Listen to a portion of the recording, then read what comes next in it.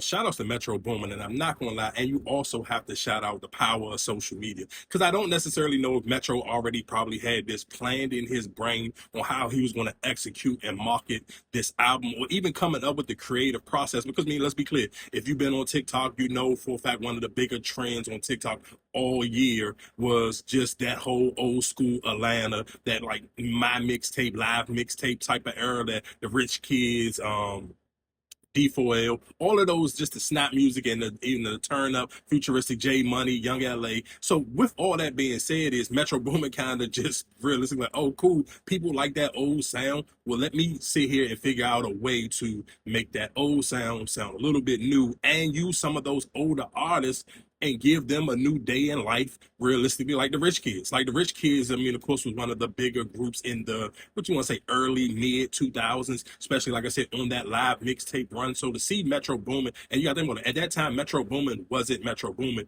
He was becoming Metro Boomin. So to see him kind of engineer this whole situation and do it on social media, and then I don't necessarily know even some of the features that he got on this project that he originally already have them in mind for this project, or realistically they seen the buzz building up from just putting out leaks and just the way he was promoting it via Instagram. Now it became a huge thing where, okay, everybody in Atlanta, let's run and get behind this project and push this and make this even a more mainstream sound. To even see Quavo on the joint, like I don't think we've seen Quavo on none of Metro Boomin's earlier projects. So to get him locked in on this and to see the Rich Kids, to see Jose Guapo in the video, like it's been a minute for a lot of these guys. So it's kind of realistically, if you grew up in this era of mixtapes, you're going to love this Metro Boomin project. And I'm not gonna lie to you, I gotta be a little bit messy.